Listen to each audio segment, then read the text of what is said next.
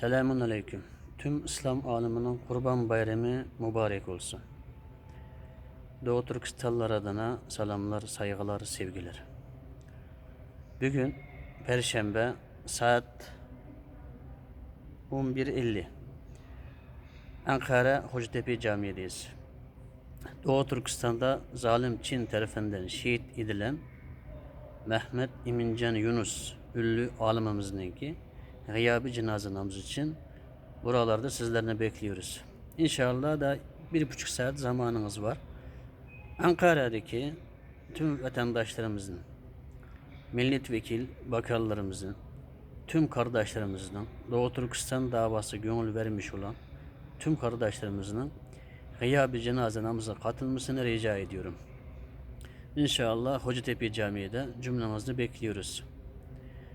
Zalim Çin her gün yüzlerce, binlerce Doğu Türkistanlıların şehit ediyor. Maalesef çok gündemde yok. Çok televizyonlar hiç ses getirmiyor.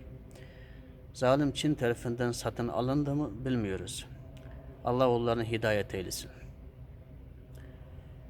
Hacettepe Camii inşallah namazı biraz var. Geleceksiniz. Gıyabi cenaze namazı beraber olacağız. Bakın şimdi Doğu Türkistan'da bir şehit olsa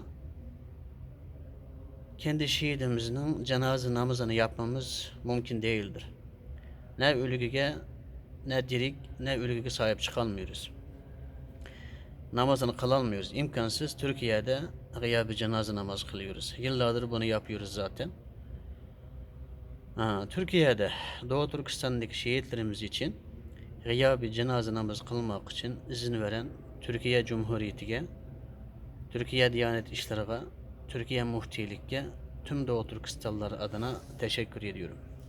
Allah Türkiye'de razı olsun. İslam'ın son kalası olan Türkiye'ye Allah güç versin.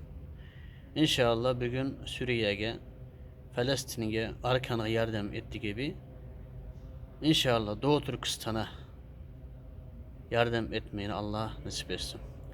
Türkiye'deki Doğu Türkistanlılar için Türkiye sahip çıkıyor. Çok mutluyuz. Çok teşekkür ediyoruz. İnşallah çok az insanların vatandaşlık sıkıntı var. Bir Uygur köy projesimiz var. Bunu yapamıyoruz. İnşallah olacaktır. Ama Doğu Türkistan'daki Uygur Türklere sahip çıkmak en önemlidir. İnşallah bekliyoruz. İnancımız var.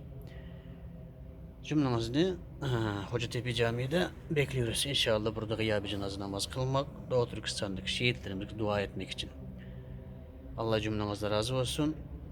Türkiye'deki yani Ankara'daki tüm vatandaşlarımız gördüğü kadar paylaşmanızı rica ediyoruz. Hızını biraz geç aldık için dün alındı. Şu yüzden önceden mesaj çekilmedik.